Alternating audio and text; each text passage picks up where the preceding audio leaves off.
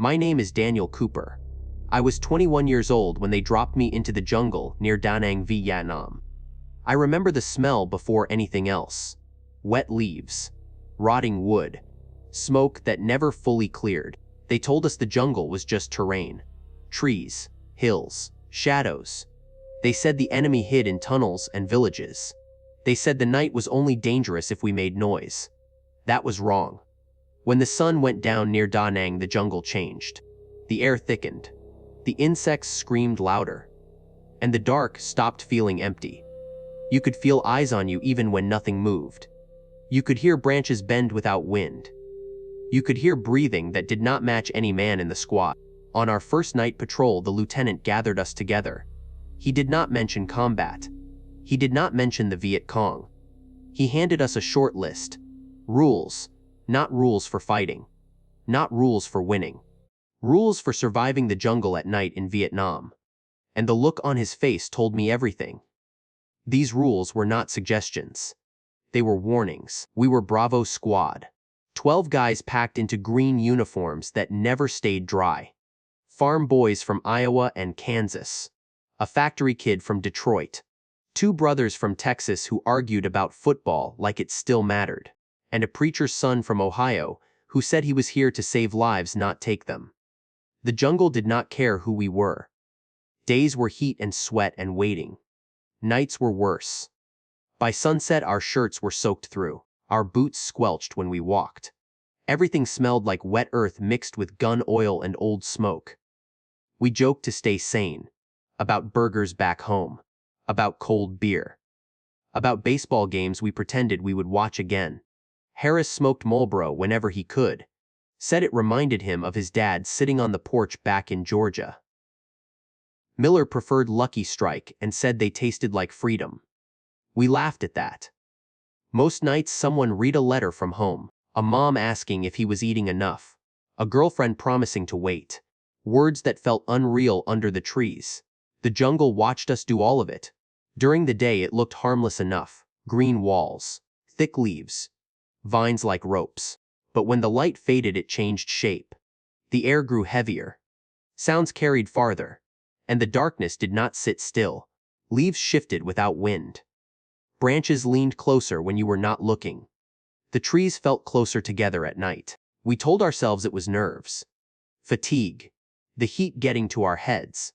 But sometimes when everything went quiet you could feel it. Like the jungle was listening. Like it was learning our voices. We slept in shifts. Rifles across our chests. Helmets still on. And even then none of us slept well. Because the jungle did not rest. It breathed, slow and patient. And it felt like it was waiting for us to make a mistake. The jungle goes quiet before something bad happens. I learned that fast. 1 minute you hear everything. Insects screaming. Frogs clicking in the mud. Leaves rubbing together like dry paper. Then the sound drains out like someone pulled a plug. No bugs. No frogs. Just breathing. Not ours. It happened on our 3rd night out near Da Nang, Vietnam. We were moving slow through a low area where the ground stayed wet even when it had not rained. Our ponchos stuck to our backs. Sweat ran into our eyes and tasted like metal. Harris was in front of me. He kept flicking his lighter open and shut, even though we had told him not to. A tiny click in the dark. Miller whispered that Harris was going to get us all killed. Harris heard him and gave a grin too wide to be normal. Relax, he mouthed. We are fine. That was the thing about Harris. He never stopped talking when he was scared. He filled the air with noise so he would not have to listen to the jungle. Then the jungle stopped making noise for us. It was so sudden that all of us froze at the same time without a command. I could hear my own heartbeat. I could hear the wet shift of my boots sinking into the mud. And I could hear something else. A slow inhale. Close enough that it felt like it was behind my shoulder. But when I turned my head there was only black between trees. Our lieutenant held up a fist and the line tightened. We crouched. Muzzles pointed into dark. We waited for a shot. For a whistle. For anything that made sense. Instead we heard footsteps. Not splashing. Not crunching leaves. Just soft steps like bare feet on wet ground. They circled us once. I watched the tree line trying to catch a shape. My eyes watered. I blinked. And when I blinked, I swore I saw movement higher up, something at head level drifting between trunks. Not running, not crawling, gliding. I told myself it was vines, a shadow. My brain making patterns out of nothing. That is what you do in war. You label fear so it becomes manageable. Harris let out a nervous laugh. Too loud. Corporal Harris said it was nerves. He said we were jumpy because we had not slept. He said the jungle was playing tricks. His laugh kept going, and no one joined him. The moment he stopped laughing, the silence felt worse. Miller whispered again, but this time it was not a joke. He said he could hear his name. We all told him to shut up. He insisted. Soft at first, like someone behind a wall, then clearer.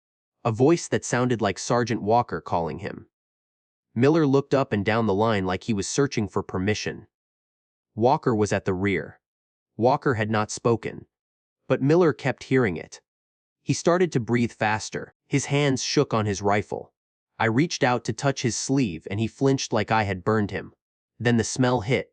Rot. Not the normal jungle smell. Not mud and plants. This was sour. Thick. Like meat left in the sun. It rolled through the air in a wave and every man in the squad felt it. You could see it on their faces. Noses wrinkling. Eyes narrowing. Harris stopped smiling. The lieutenant signaled for us to move.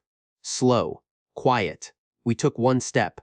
And something mimicked it. A second set of footsteps matching ours in perfect rhythm. One step. One step. I could not tell where it was coming from because the sound did not bounce like normal. It felt inside the trees. Inside my skull. Miller whispered that he was not doing this anymore. He said he could not breathe. He said he was going to run for the perimeter and find the trail. No one answered him. We all knew what happens when someone runs at night. Still, he shifted his weight forward. Harris grabbed him hard. Miller jerked away. The jungle stayed silent like it was watching a show. Then from somewhere out in the dark, a voice spoke again. Miller, clear, calm, and it did not sound like Sergeant Walker anymore. It sounded like Miller, like his own voice thrown back at him. That was the moment I understood something was wrong. Not enemy wrong. Not ambush wrong. Something older. Something that knew we were here. Something that was patient enough to wait for one man to panic. Miller started to cry without making a sound. Harris laughed again, but this time it was thin and broken. That is how I knew he was scared. And that is when our lieutenant finally whispered the words I will never forget. Do not answer it. The rules came from Staff Sergeant Cole. He had been in Vietnam longer than any of us. 2 tours, more nights in the jungle than he could remember. His face looked older than his age. Not tired like a man who had not slept, worn like a man who had learned things he wished he had not. He waited until Miller stopped shaking, until Harris stopped laughing. Then he spoke, low, slow, like every word cost him something. These are not army rules, he said. They are jungle rules. You do not question them. You do not test them. You do not bend them. You follow them, or you die. He did not explain where the rules came from. He did not say who wrote them. He just said they worked. Then he gave us the first one. Rule 1. Never walk alone after dark. He said the jungle notices when you do.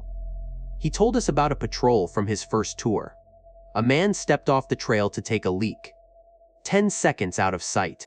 They found his rifle the next morning. Clean. Leaning against a tree. No blood. No tracks leading away. The jungle noticed. Rule 2. If you hear your name, do not answer. Even if it sounds like your buddy. Cole said the jungle listens before it speaks. It learns how we talk. How we call each other. He said the first time he heard it, he answered back. Because the voice sounded right. Familiar. Concerned. The man who answered never came back. After that, they learned to keep their mouths shut. No matter how close the voice sounded. No matter how scared it made them feel. Rule 3. If the jungle goes silent, stop moving. Do not breathe loud. Cole said silence was not peace. Silence was attention. When the bugs stopped and the frogs went quiet, it meant something was close enough to listen. He told us about men who ran when the noise died. Men who panicked. They did not scream for long. Rule 4. Never follow lights that do not flicker. Cole said fire in the jungle always moved. Torches danced. Flares sputtered. If you saw a steady light hanging between trees, it was not meant for you, he said. Men followed those lights thinking it was another unit or a village. They walked straight into the dark and never walked back out. Rule 5. If something walks on two legs but does not sound human, do not look up. Cole paused a long time before this one. He said the jungle had things that stood tall. Things that learned to move like us but forgot how to sound right. Looking up made it easier for them. No one asked how he knew. Rule 6. If you smell rot where there should not be any, it is already close. Cole said the smell came first. Thix. Wrong. If you smelled it, you did not have time to think. You followed the other rules and hoped it passed you by. When he finished the list, he looked at each of us. One by one. These rules are not to scare you, he said. They are to keep you alive long enough to leave. The jungle does not attack like a man. It waits. It watches. It learns which of you is tired, which of you misses home, which of you is scared enough to answer your own name. Then it makes a choice. We stood there in the dark, holding our rifles and pretending this made sense. No one laughed. No one argued. Because every rule sounded like it had been paid for. And somewhere out in the trees something shifted its weight. Like it was listening. Private Miller heard his mother's voice. I swear on my life it sounded real. Not like a memory. Not like a dream. It sounded close, soft, tired, worried. The way a mother sounds when she thinks her son is hurt. He froze when he heard it. At first none of us noticed. We were focused on the trees, on the dark, on following the rules. Then Miller whispered my name. I turned and saw his face. All the color had drained out of it. His eyes were wide, wet. He said she was calling him. He said she sounded scared. He said she needed him. I grabbed his sleeve and shook my head. Do not answer. He nodded, but his body was already leaning away from the trail. The voice called again. Miller. Clear, gentle, closer than before. Harris cursed under his breath. The lieutenant raised his hand to signal stillness. Too late. Miller took one step off the trail. Just one. The jungle reacted immediately. The air shifted like something had moved very fast without being seen. The insects did not come back. The silence deepened. Miller whispered that he could see her. He said she was standing between the trees. No one else saw anything. I pulled harder. My fingers slipped on his wet sleeve. He looked back at me and smiled. A small smile. Relieved. Like he had finally found his way home. Then he stepped fully into the trees. The trail closed behind him. Not physically, but the space where he had been felt sealed. We shouted his name before anyone could stop us. The voice answered. Not his mother. Not exactly. It sounded like Miller. But wrong. Stretched. Empty. The scream came next. Short. Sharp. Cut off like someone had turned it off. We charged in without thinking. Rules forgotten. Formation gone. Flashlights snapped on and sliced through the dark. Branches whipped our faces. Mud sucked at our boots. We found his rifle first, lying on the ground. Clean. No blood. No drag marks. Just the rifle. Then we saw his helmet. It hung from a low branch. Not caught. Placed. The strap was wrapped neatly around the wood. No sign of a struggle. No torn leaves. No broken branches. It was like he had vanished between steps. The jungle started making noise again. Insects screamed. Frogs croaked. Too loud. Like it was mocking us. We searched until dawn. We spread out even though we knew better.